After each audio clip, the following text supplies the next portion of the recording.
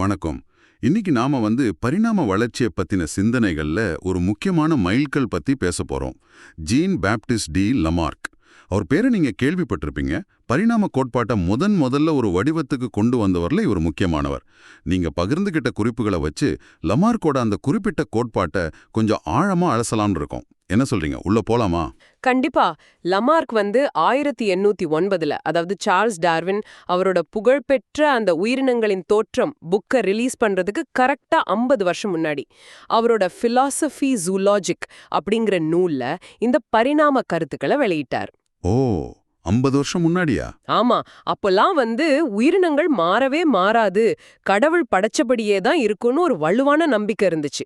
அந்த நேரத்துல இல்ல, உயிரினங்கள் காலப்போக்குல மாறுதுன்னு சொன்னதே ஒரு பெரிய விஷயம், ஒரு புரட்சினே சொல்லலாம். நிஜம்தான். அந்த காலத்து சூழலை யோசிச்சா இது ரொம்ப தைரியமான முயற்சி. சரி, அப்போ அவரோட கோட்பாட்டோட மையம் என்ன? நீங்க கொடுத்த நோட்ஸ்ல 2 முக்கிய கொள்கைகள் இருந்துச்சுன்னு சொன்னீங்களே. முதலாவது பயன்படு மற்றும் பயன்படா கோட்பாடு, the theory of use and disuse. கேட்கவே இன்ட்ரெஸ்டிங்கா இருக்கு. அது என்னது? அது ரொம்ப நேரடியான ஐடியா தான். ஒரு உயிரினம் அதோட வாழ்நாள்ல எந்த உறுப்பை திரும்ப திரும்ப அதிகமா பயன்படுத்துதோ அந்த உறுப்பு காலப்போக்குல இன்னும் நல்லா வேலை செய்யற மாதிரி விருத்தி அடையும், வலுவாகும், சில சமயம் பெருசா கூட ஆகும். ஓ, பெருசா கூட ஆகுமா? ஆகலாம். அதே மாதிரி ஒரு உறுப்பு தேவைப்படாம போயிடுச்சு, யூஸ் பண்ணாமலே விட்டுட்டா, அது கொஞ்சம் கொஞ்சமா வலுவிழந்து சுருங்கி கடைசியில செயலற்று போயிடும், இல்லனா மறைஞ்சு கூட போயிடலாம். இதுதான் அதோட அடிப்படை.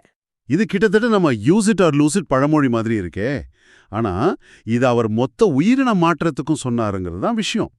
இதுக்கு ஏதாவது உதாரணம் இருக்கா நம்ம குறிப்புகள்ல? இருக்கு, ரொம்ப அருமையான உதாரணங்கள் இருக்கு. லமார்க் சொன்ன ரொம்ப ஃபேமஸான உதாரணம் ஒட்டகச்சிவிங்கியோட கழுத்து. லமார்க் என்ன நினைச்சாருன்னா, ஒட்டகச்சிவிங்கியோட முன்னோர்களுக்கு இவ்ளோ நீள கழுத்து இருந்திருக்காது, கொஞ்சம் குட்டையா தான் இருந்திருக்கும். ஆனா அதுங்க வாழ்ந்த சூழல்ல தரையில இருக்கிற புல்லு செடியெல்லாம் குறைஞ்சு போய் அப்போ உயரமா இருக்கிற மரத்து இலைகளை சாப்பிட வேண்டிய கட்டாயம் வந்திருக்கும். கரெக்ட். அப்படி உயரமா இருக்கிற இலைய சாப்பிடணும்னா என்ன பண்ணணும்? கழுத்தை நீட்டணும். அப்படி தொடர்ந்து ஒரு ஜெனரேஷன் இல்ல, பல தலைமுறையா கழுத்தை நீட்டி நீட்டி முயற்சி செஞ்சதால அந்த உறுப்பு, அதாவது கழுத்து, அதுக்கு நிறைய பயன்பாட்டு கிடைச்சுதான். அதனால ஒவ்வொரு தலைமுறையிலும் கொஞ்சம் கொஞ்சமா நீண்டு இன்னைக்கு நாம பாக்குற இந்த மிக நீண்ட கழுத்து உருவாகிடுச்சு. இதுதான் லமார்க்கோட விளக்கம். பயன்படு கோட்பாட்டுக்கு இது ஒரு கிளாசிக் உதாரணம். ஓஹோ, தேவை உறுப்போட பயன்பாட்டை கூட்டி அது வளர காரணமாயிருக்கு. சரி, இது பயன்படுக்க ஓகே. அப்போ பயன்படா கோட்பாடு, யூஸ் பண்ணாதனால உறுப்பு போறதுக்கு? அதுக்கும் லாமார்க் உதாரணம் சொன்னாரு. பாம்புகள் எடுத்துக்கலாம். சரி, பாம்புகளுக்கு கால் இல்ல. ஏன்? லாமார்க் என்ன சொன்னாருன்னா, பாம்புகளோட மூதாதையர்களுக்கு கால்கள் இருந்திருக்கலாம். ஆனா அதுங்க தரையோட தரையா உருண்டு போற வாழ்க்கை முறைக்கு மாறிட்டதால கால்களோட தேவை இல்லாம போச்சு. ஆமா, ஊர்ந்து போகும்போது கால்கள் ஒரு தடையா கூட இருந்திருக்கலாம் அப்படின்னு சொல்லலாம். சோ கால்களை பயன்படுத்தவே இல்ல. அதனால அதுங்க கொஞ்சம் கொஞ்சமா வலுவிழந்து சுருங்கி கடைசியில சுத்தமா மறைஞ்சே போடுச்சு. இது பயன்படா கோட்பாட்டுக்கு ஒரு நல்ல உதாரணம். இங்க முக்கியமா கவனிக்க வேண்டியது என்னன்னா, உயிரினத்தோட பழக்க வழக்கம், அதோட தேவை, அதோட லைஃப் ஸ்டைல், இதுவே அதோட உடல் அமைப்பை மாத்திர சக்தி படைத்ததுன்னு லாமார்க் நம்பினாரு. இது சும்மா நடக்கிற மாற்றம் இல்ல, உயிரினம் செய்யற செயலால தூண்டப்படுற மாற்றம்னு சொல்றீங்க. ஒரு உயிரினம் அதோட வாழ்நாள்ல இப்படி ஒரு மாற்றத்தை அடைஞ்சா அது எப்படி அடுத்த தலைமுறைக்கு போகும்? உதாரணத்துக்கு, ஒரு பாடி பில்டர் பயங்கரமா ஒர்க் அவுட் பண்ணி பெரிய மசில்ஸ் வச்சிருக்காருன்னு வச்சுக்கோங்க. அவரோட குழந்தை பிறக்கும் போதே அதே மாதிரி மசில்ஸோட பிறக்குமா? இதுதான் லமார்க்கோட 2வது கொள்கையா? அருமையான கேள்வி கேட்டீங்க. கரெக்டா அந்த பாயிண்ட்டுக்கு வந்துட்டீங்க. இதுதான் லமார்க்கோட கோட்பாட்டோட அடுத்த ரொம்ப ரொம்ப முக்கியமான, அதே சமயம் சர்ச்சைக்குரிய பகுதி.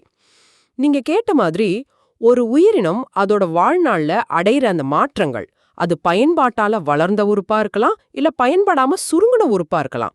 அந்த மாற்றங்கள், அதாவது பெறப்பட்ட பண்புகள்னு சொல்றோமே, அதுங்க அப்படியே அடுத்த தலைமுறைக்கு, அதாவது குட்டிகளுக்கு கடத்தப்படும்னு லமார்க் உறுதியா நம்பினாரு. இதுக்கு பேருதான் பெறப்பட்ட பண்புகள் மரபு கடத்தல் கோட்பாடு. இது நாம இன்னைக்கு ஜெனடிக்ஸ் பத்தி தெரிஞ்சுக்கிட்டதுக்கு ரொம்பவே வித்தியாசமா இருக்கே. அப்போ அந்த ஒட்டகச்சிவிங்கி கேஸ்ல ஒரு ஜெனரேஷன் கழுத்தை நீட்டி கொஞ்சம் நீளம் ஜாஸ்தி ஆனா அதோட குட்டி பிறக்கும் போதே அந்த எக்ஸ்ட்ரா நீளத்தோட பிறக்குன்னு அவர் நினைச்சாரோ? நிஜமாவே இது ஆச்சரியமா தான் இருக்கு. மிகச் சரியா புரிஞ்சுக்கிட்டீங்க. அதுதான் லமார்க்கோட வாதத்தோட அச்சாணியே.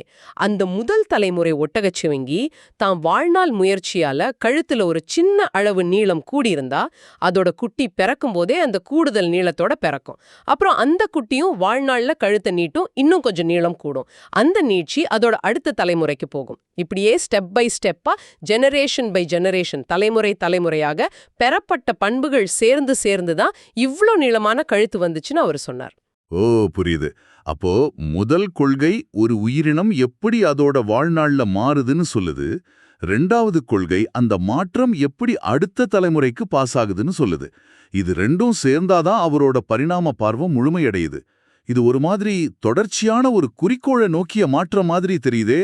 தேவை வருது, உயிரினம் அதுக்கேத்த மாதிரி செயல்படுது, மாற்றம் வருது, அது அடுத்த தலைமுறைக்கு போகுது. அப்படியேதான். இதுதான் லமார்க்கிய பரிணாமம். இதுல உயிரினங்கள் சும்மா சூழலுக்கு அடங்கி போறதில்ல.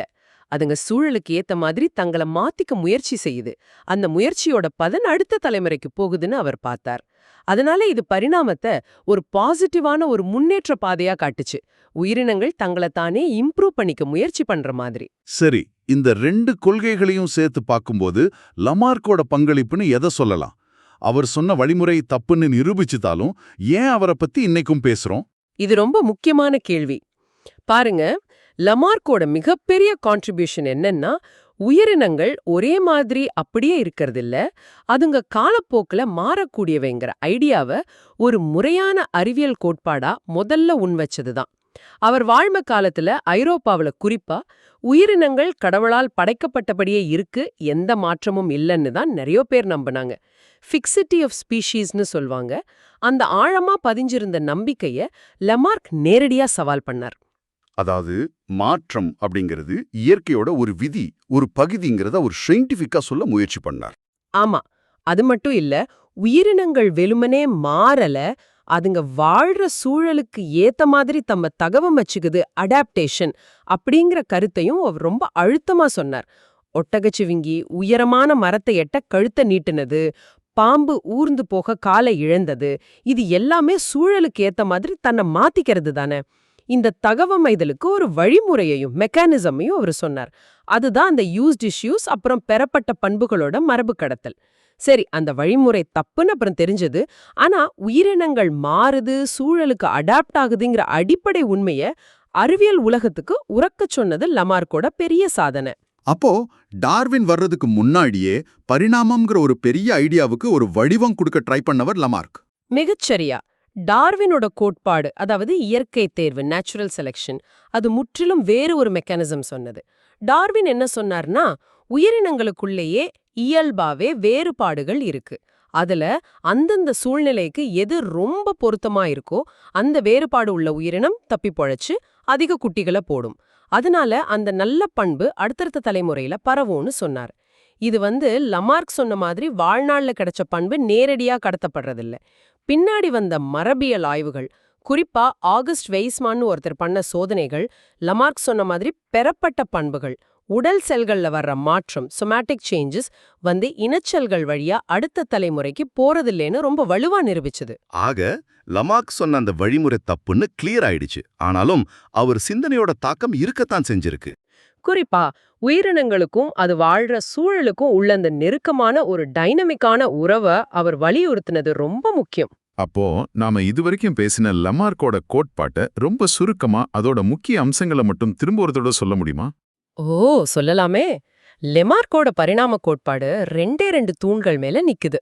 1, பயன்படு மற்றும் பயன்படா கோட்பாடு. அதாவது உறுப்புகளை தொடர்ந்து யூஸ் பண்ணா அது வளரும், யூஸ் பண்ணலன்னா அது தேஞ்சு போகும். 2, பெறப்பட்ட பண்புகளின் மரபு கடத்தல். ஒரு உயிரினம் தன் வாழ்நாள்ல இப்படி அடைஞ்ச உடல் மாற்றங்கள் நேரடியா அதோட குட்டிகளுக்கு பிறக்கும் போதே கடத்தப்படும். இந்த 2 ப்ராசஸ் மூலமா தான் உயிரினங்கள் கொஞ்சம் கொஞ்சமா பரிணாமம் அடைஞ்சு சூழலுக்கு தகுந்த மாதிரி மாறுது. இதுதான் லமார்க்கோட மையவாதம். ரொம்ப நன்றி, தெளிவா புரிஞ்சுது. அப்போ ஜீன் பாப்டிஸ்ட் டி லாமார்க் பரிணாம சிந்தனையில ஒரு முக்கியமான முன்னோடி. உயிரினங்கள் காலப்போக்குல மாறுங்கிறத முதல்ல சொன்னதோட இல்லாம அது எப்படி நடக்குதுன்னு ஒரு விளக்கமும் கொடுக்க முயற்சி செஞ்சவர். அவர் சொன்ன வழிமுறை சரி இல்லைன்னாலும் பரிணாமம் பத்தின அறிவியல் பேச்ச ஆரம்பிச்சு வச்சதுல அவரோட பங்கு ரொம்ப முக்கியமானது. ஆமா. அவரோட வேலை அதுக்கப்புறம் வந்த விஞ்ஞானிகளுக்கு ஒரு அடித்தளம் மாதிரி அமைஞ்சது. அவங்க ஏத்துக்கிறதுக்கோ இல்ல மறுக்கிறதுக்கோ இல்ல இன்னும் மெருகேத்துறதுக்கோ ஒரு தியரி இருந்துச்சு. சொல்லப்போனா அறிவியல் இப்படிதானே முன்னேறுது. ஒரு ஐடியா வருது, அதை டெஸ்ட் பண்றாங்க, புதுசா ஆதாரம் கிடைக்கும்போது அதை திருத்துறாங்க இல்லனா நிராகரிக்கிறாங்க. இது அறிவியலோட இயல்பான வளர்ச்சி தான். இது ஒரு நல்ல நிறைவு. நீங்க ஒரு இறுதி சிந்தனை வச்சிருக்கீங்கன்னு நினைக்கிறேன். அத சொல்லுங்க. ஆமா. எனக்கும் இத கேட்டுட்டு இருக்கிற நம்ம நேயர்களுக்கும் சேர்த்து ஒரு கேள்வி மனசுல ஓடுது. லமார்க் சொன்ன மாதிரி வாழ்நாள்ல கிடைச்ச பண்புகள் இப்போ எக்ஸசைஸ் பண்ணி கிடைச்ச மசில்ஸ் மாதிரி அது நேரடியா நம்ம ஜீன்ஸ் வழியா அடுத்த தலைமுறைக்கு போகாதுங்கிறது உண்மைதான். அது நமக்கு தெரியும். ஆனா ஒரு தலைமுறையோட அனுபவங்கள், அதாவது அவங்க சாப்பிட்ட சாப்பாடு, அவங்க சந்திச்ச மன அழுத்தம், அவங்க இருந்த சூழல் மாசுபாடு, இந்த மாதிரி விஷயங்கள் அவங்களோட சந்ததிகளோட ஆரோக்கியத்தையோ இல்ல சில பண்புகளையோ நேரடியா மரபணு வரிசைய மாத்தாம, ஆனா மரபணுக்கள் எப்படி வேலை செய்துங்கிற விதத்தை மாத்துறது மூலமா எபிஜெனெட்டிக்ஸ்னு சொல்றோமே பாதிக்க முடியுமா?